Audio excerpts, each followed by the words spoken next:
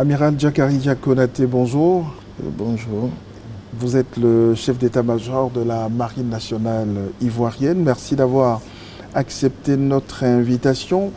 Qu'attend la Marine nationale de cette conférence des amis du Golfe de Guinée? Nous attendons beaucoup de choses de cette conférence des amis du Golfe de Guinée qui à l'origine sont des pays développés qui se sont mis ensemble pour faire aider le Golfe de Guinée à faire face aux problèmes d'insécurité dans son espace maritime. Nous, en tant que marins, nous aider à surmonter quand même le défi vraiment de la sécurité maritime, je pense que ça ne peut que nous faire vraiment du bien. Quelle est la nature de votre attente? Est-ce que c'est d'un point de vue de l'assistance technique? Est-ce que c'est d'un point de vue de l'assistance, on va dire, pédagogique, de l'acquisition de matériel aussi? C'est quoi la nature de cette attente? Je pense que tous ces aspects que vous avez évoqués sont pris en compte dans cette forme de collaboration. Et bien entendu, il s'agit de renforcer vraiment notre capacité pour nous permettre de relever quand même ce défi vraiment de l'insécurité maritime. Alors, on parle souvent de l'architecture de Yaoundé. Bon, pour nous, les profanes, on ne sait pas trop ce que c'est. C'est quoi l'architecture de Yaoundé? En un mot, l'architecture de Yaoundé, c'est une organisation pour prendre en compte ces problèmes vraiment d'insécurité maritime, d'assurer la sécurité et la sûreté dans notre espace maritime. Je viens un peu dans les détails. Il faut dire que suite au sommet de Yaoundé, où les chefs d'État des pays riverains quand même du Golfe de Guinée ont suffisamment montré quand même leur volonté à faire face aux problèmes d'insécurité maritime suite aux deux résolutions que les Nations Unies ont prises dans ce domaine. Donc à l'issue quand même du sommet de Yaoundé, il y a eu quand même des acquis importants, parmi lesquels est née vraiment l'architecture de Yaoundé, qui est une organisation pour apporter la sécurité dans notre espace maritime. Les pays du Golfe de Guinée se sont mis ensemble, ont subdivisé l'espace maritime du Golfe de Guinée en plusieurs zones. En ce qui nous concerne au niveau quand même de la CEDEAO, nous avons trois zones. Nous avons divisé notre espace maritime en trois zones. Il y a la zone E, la zone F et la zone G, qui regroupe un certain nombre de pays par zone. Et la nouveauté, c'est qu'on a admis dans ces zones même les pays qui n'ont pas de littoral. Parce que l'ensemble des pays de la CEDEAO quand même leur économie passe par la mer. Et donc même les pays qui n'ont pas de façade maritime sont concernés par la mer, puisque c'est une voie de communication par excellence par laquelle tout le marchandise, le matériel passe par la mer. Je pense aux pays de l'Interland. Tout à fait. Et, par exemple, dans la zone E, qui comprend le Nigeria, le Togo, le Bénin et un pays de l'Interland qui est le Niger. Et ces pays se mettent ensemble pour assurer quand même la sécurité dans leur espace maritime. Les pays qui n'ont pas la mise ensemble quand même de ces pays met en avant la question vraiment de solidarité entre les États, parce qu'il y a des États qui ont plus de moyens et d'autres qui n'en ont pas assez, mais en se mettant ensemble, ça permet à ceux qui ont plus de moyens d'aider ceux qui n'ont pas de moyens pour assurer la sécurité dans leur espace maritime. Alors, après la zone E, il y a la zone F, qui comprend le Ghana, la Côte d'Ivoire, le Libéria, la Sierra Leone et la Guinée. Et dans cette zone, le chef-lieu du centre de sécurité se trouve au Ghana, à Accra. Et après, il y a la zone G qui comprend le Sénégal, la Guinée-Bissau, la Guinée-Bissau. Il n'y a pas le Cap Vert, Il y a le Cap Vert, bien sûr, le Cap Vert qui abrite quand même le centre multinational de coordination. Et ces pays, il y a la Gambie aussi qui fait partie quand même de cette zone. Et voilà comment est subdivisée quand même ces zones-là. Oui. Et en plus, de l'autre côté de l'Afrique centrale, il y a aussi une organisation similaire aussi, qui est mise en place, où l'espace maritime est subdivisé en plusieurs zones.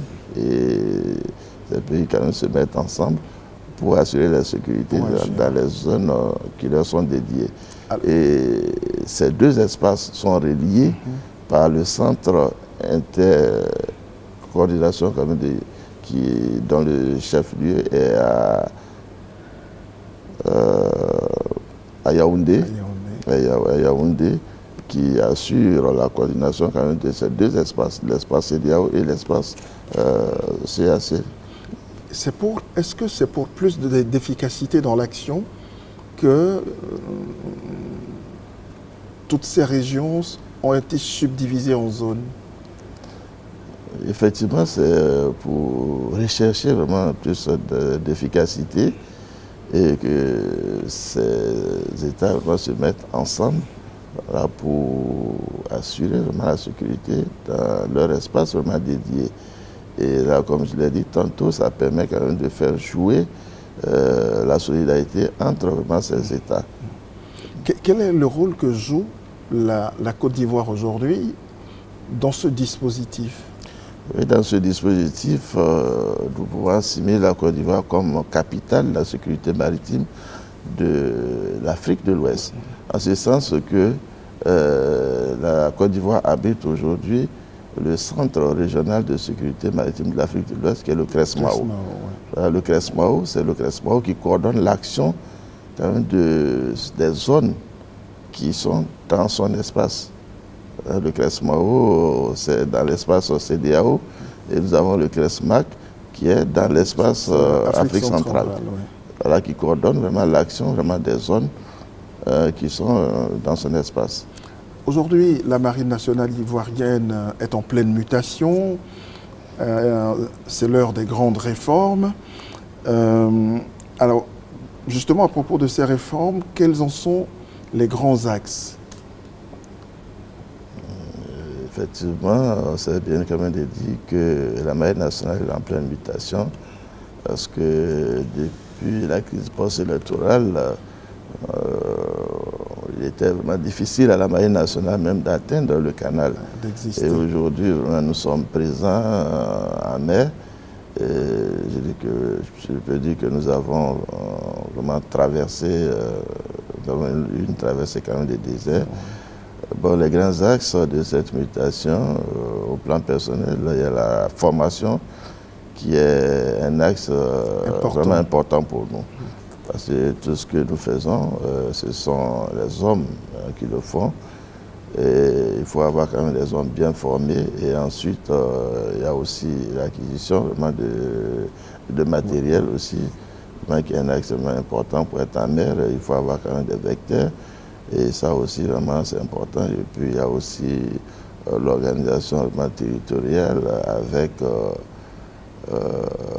disons, la réhabilitation vraiment de nos bases, qui nous tient aussi à cœur. Mais aujourd'hui, la Marine nationale, est-ce qu'on peut dire qu'elle se porte mieux qu'avant la crise post-électorale? Largement mieux, ce n'est même pas vraiment comparable. Qu'est-ce qui vous fait dire ça? Je vous l'ai dit tantôt qu'à la sortie de la crise post-électorale, nous n'étions même pas capables d'atteindre le canal. Ouais. Et aujourd'hui, nous avons plusieurs bateaux qui nous permettent vraiment d'être en mer, de répondre à toutes les sollicitations, voilà, de relever quand même ce défi vraiment de la sécurité vraiment maritime. Et donc, je dirais qu'aujourd'hui, nous sommes vraiment très fiers. C'est vraiment l'occasion vraiment de dire merci à nos autorités vraiment supérieures qui n'ont ménagé vraiment aucun effort pour nous doter vraiment de ces moyens. Alors, parlons de ces réformes, une fois encore, il y a beaucoup de départs à la retraite, beaucoup de départs volontaires également. Est-ce que cela ne pénalise pas un peu l'efficacité de votre action, de l'action de vos hommes? Bien entendu que cela entraîne quand même certaines difficultés qui ne sont pas aussi vraiment insurmontables.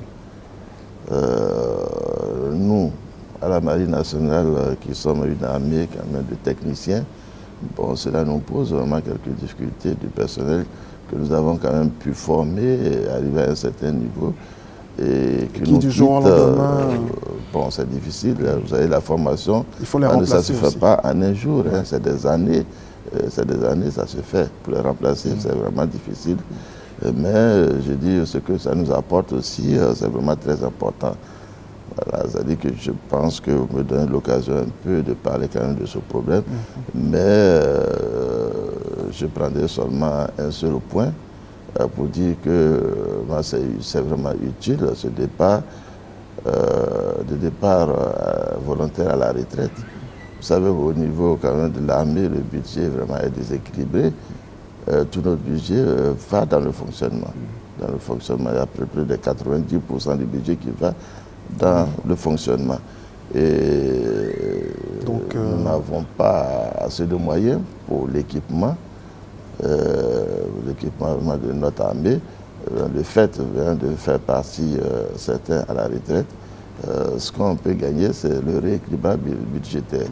Parce que nous sommes fixés d'atteindre quand même le ratio 70% fonctionnement et 30% d'investissement. Et ça, au moins, ça nous permet quand même d'avoir quand même quelques ressources pour renforcer la capacité quand même de notre armée. Et là, c'est très, très important. Et quelles sont les toutes dernières préoccupations, si vous le permettez, Amiral? Oui.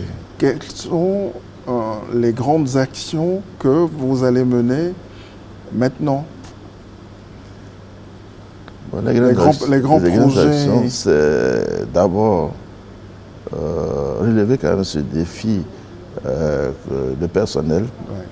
Voilà, parce que c'est important. Il faut chercher à combler quand même ce vide. Voilà, et très rapidement. Et le deuxième axe sur lequel nous pouvons travailler, c'est la question quand même du renforcement de notre capacité. Vous savez qu'aujourd'hui, nous sommes vraiment une marine essentiellement côtière, et alors qu'avec l'ambition de la Côte d'Ivoire d'être un pays émergent, il faudrait que nous soyons une marine aussi hauturière. Et donc nous avons besoin de vecteurs vraiment de haute mer pour être présents dans l'ensemble de notre espace maritime. Ça veut dire que bientôt vous allez acquérir encore de nouveaux matériels? Notre volonté, c'est d'acquérir quand même des vecteurs vraiment plus importants qui doivent nous permettre d'être présents dans la zone économique exclusive, c'est-à-dire en haute mer. Dans un premier temps, deuxièmement, on a parlé de l'architecture de Yaoundé, et j'ai dit que nous mettons ensemble pour assurer la sécurité dans notre espace. Et pour assurer la sécurité dans cet espace, il faut des moyens vraiment conséquents. C'est pour cette raison que je dis le renforcement de notre capacité en acquérant quand même des vecteurs plus importants, c'est une priorité aussi au niveau de la Marine nationale.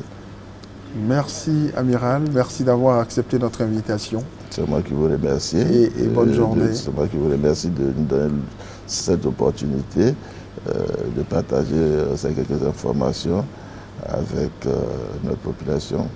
Merci. Merci.